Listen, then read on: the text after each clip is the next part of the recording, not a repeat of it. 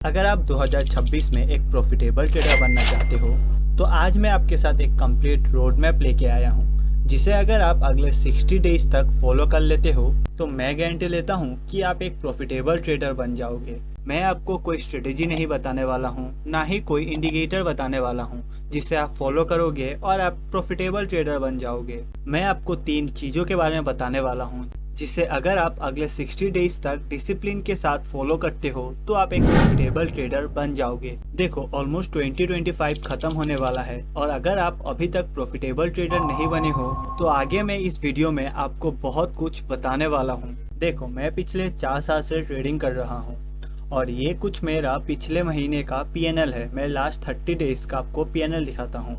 Editor साहब, आप इस अमाउंट को हाइड कर देना। बाकी ये रहा हमारा कुछ लास्ट 30 डेज का PNL। आप देख पा रहे हो, जब हम प्रॉफिट करते हैं तो हमारा प्रॉफिट अमाउंट बड़ा रहता है, लेकिन यहीं पे जो हमारा लॉस है वो आप देख पा रहे हो $28, $25 और ये $30 का लॉस है। बाकी भी आप देख सकते हो लॉस काफी छोटा है और लॉस के मुकाबले हमारा प्रॉफिट 1:5 1:4 है और ये हम लास्ट 30 डेज में प्रॉफिटेबल है।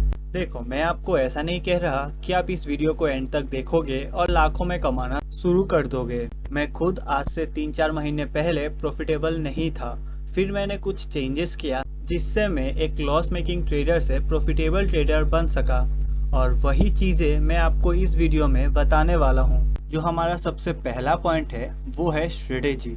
पता है, आप में से 99% ट्रेडर स्ट्रेटेजी का असली मीनिंग जानते ही नहीं है और आपका प्रॉफिटेबल ट्रेडर ना बनने का एक सबसे बड़ा कारण भी यही है। मैं क्रिकेट खेलता हूँ तो मैं आपको क्रिकेट के एग्जांपल से स्ट्रेटेजी को समझाता हूँ ताकि मैं आपको अच्छे से समझा पाऊँ।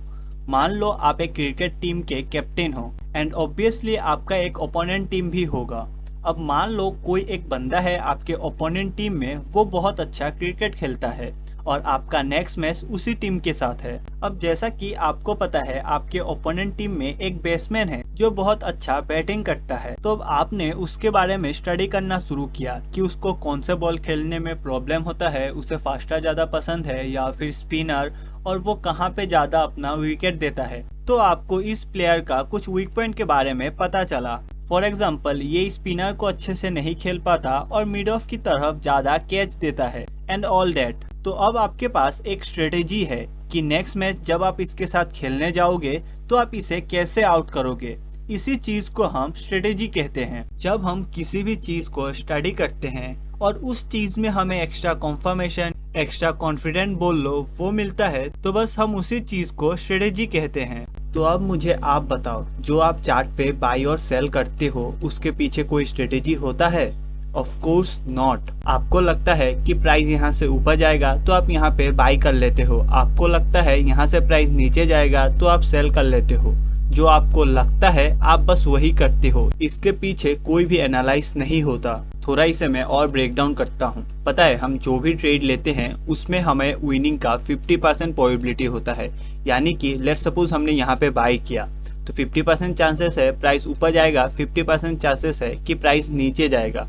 अब यहाँ पे हम और स्ट्रेटेजी को ऐड करते हैं। स्ट्रेटेजी को ऐड करने के कारण होता क्या है, जो हमारा 50% प्रोबेबिलिटी है वो बढ़ के 60% या फिर 70% हो जाता है। जैसे कि लेट सपोज आपने स्टडी किया कि जब प्राइस किसी भी रेजिस्टेंस का ब्रेकआउट करता है और वो ब्रेकआउट फेलियर में कन्वर्ट होता है तो जो ये डाउनसाइड का मूवमेंट होता है वो रियल मूवमेंट होता है और काफी नीचे तक जाता है। ये आपने स्टडी किया या फिर मान लो ये आपने बैक टेस्ट किया, आपने इस चीज को नोटिस किया। अब लेट सपोज मान लो आपने ट्रेड किया, आपने चेक किया कि मार्केट डाउन ट्रेंड में है।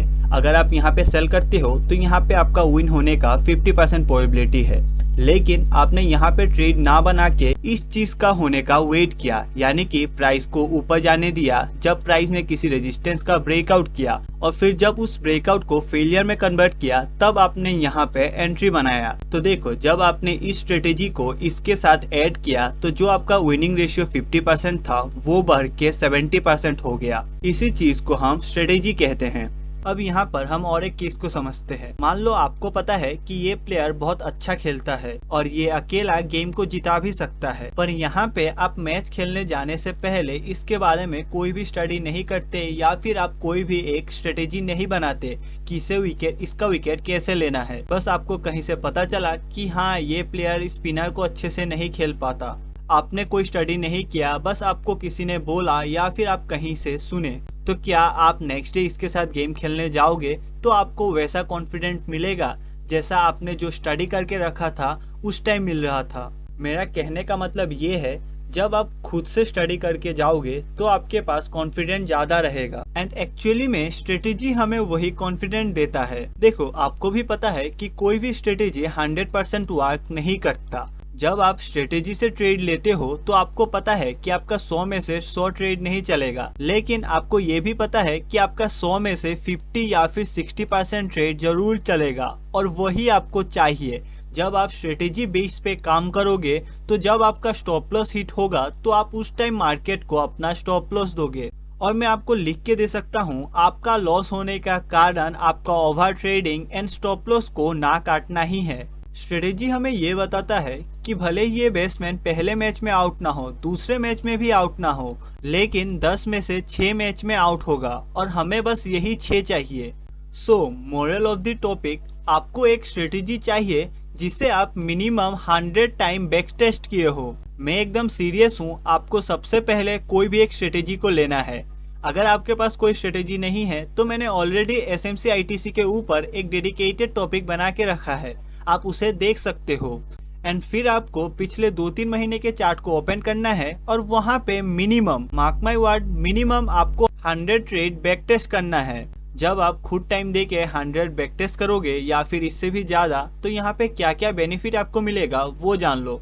सबसे पहला, जब मार्केट में आपका सेटअप बनेगा तभी आप ट्रेड लोगे, उससे आपका ओवर ट्रेडिंग कमेगा एंड रिवेंज ट्रेडिंग भी कमेगा। दूसरा, जब आपका स्टॉप लॉस हिट होगा तो उस टाइम आप स्टॉप लॉस देके चुपचाप निकल जाओगे।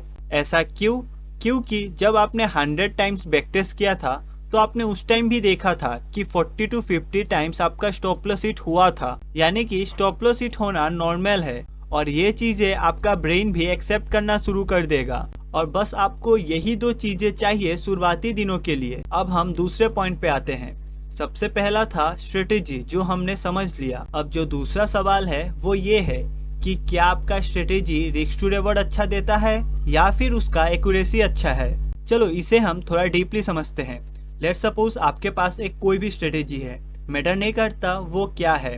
मान लेते हैं आपका स्ट्रेटेजी का रिस्क टू रिवॉर्ड अच्छा है। आपका strategy 1:3 risk to reward maintain करता है, यानी कि जब आप 100 रुपए के रिस्क लेते हो तो वहाँ पे आपका 300 का प्रॉफिट होता है। पता है, अगर आपका रिस्क टू रिवॉर्ड 1:3 है तो आपको एक प्रॉफिटेबल ट्रेडर बनने के लिए 10 ट्रेड में से बस 3 ट्रेड में ही प्रॉफिट करना है। मान लो आप एक ट्रेड में 100 रुपए का रिस्क लेते हो और आपने 60 ट्रेड में लॉस किया, तो आपका टोटल लॉस होगा 700 का, राइट। और आपने एक ट्रेड में 300 का प्रॉफिट किया, तो 3 × 3 900, आपने यहाँ पे 200 का प्रॉफिट किया। 700 माइनस 900 इक्वल टू 200। देखा, अगर आपका 1:3 रिस्क टू रिवॉर्ड है तो आपको 10 में से बस 3 ट्रेड में ही प्रॉफिट करना है एक प्रॉफिटेबल ट्रेडर बनने के लिए। And as you know that ICT concept में 1:3 रिस्क टू रिवॉर्ड अचीव करना कोई भी रॉकेट साइंस नहीं है।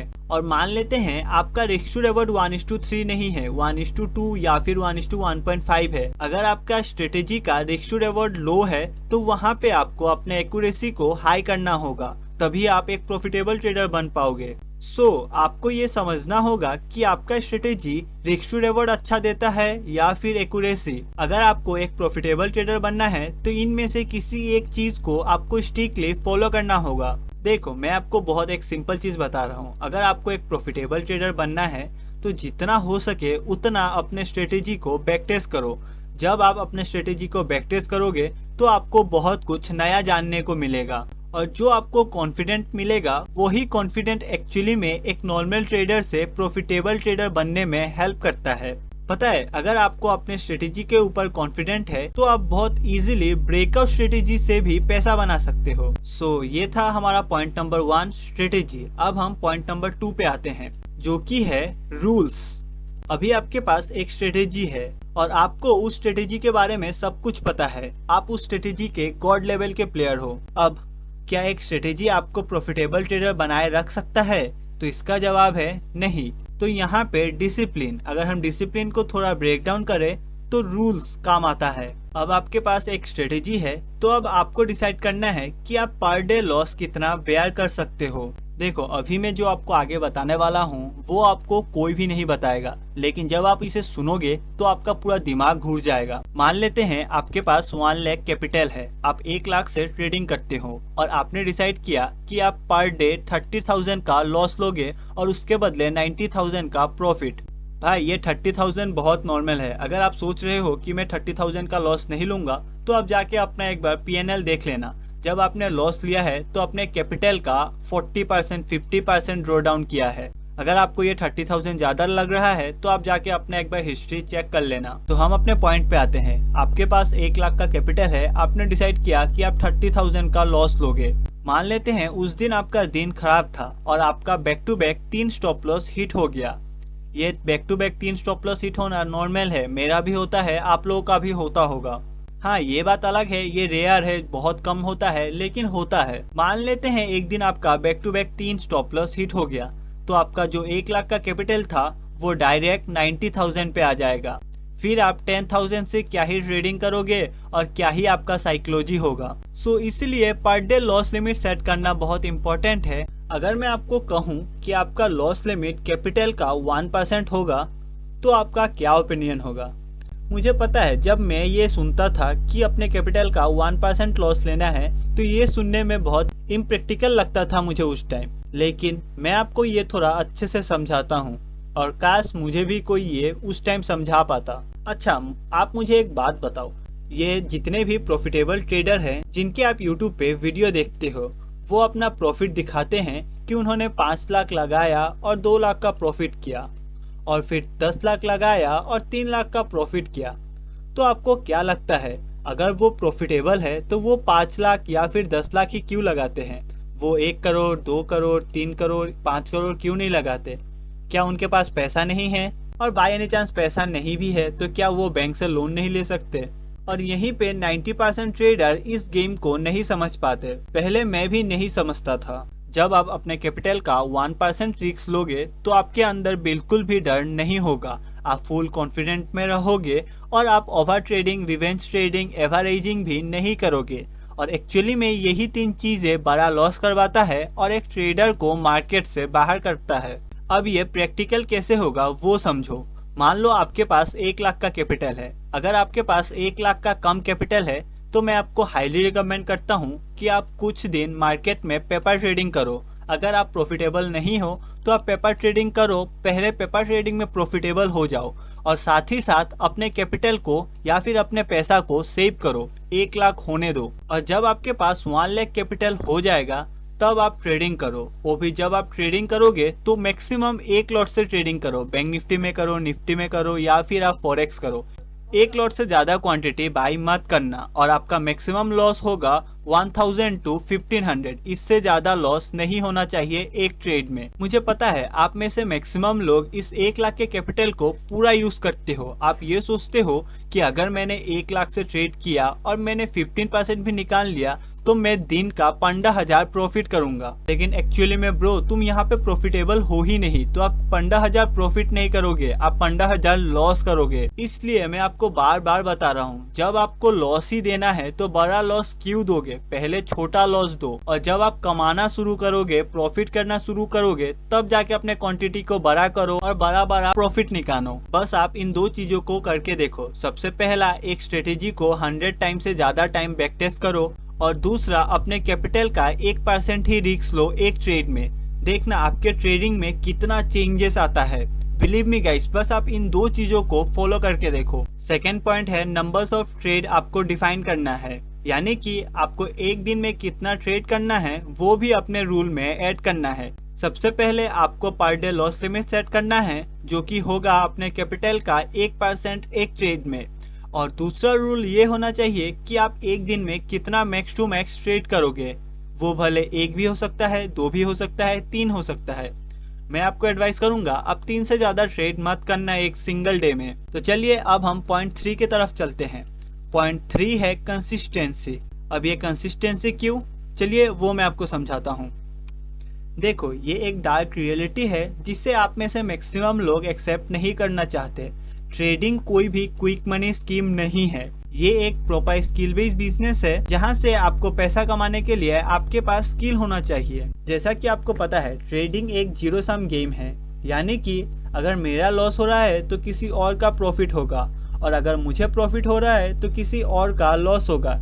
यहाँ पे पैसा कहीं बाहर से नहीं आता, किसी एक ट्रेडर का पैसा किसी और एक ट्रेडर के पास जाता है। तो देखो, यहाँ पे जितने भी लोग आते हैं वो सब प्रॉफिट करने आते हैं।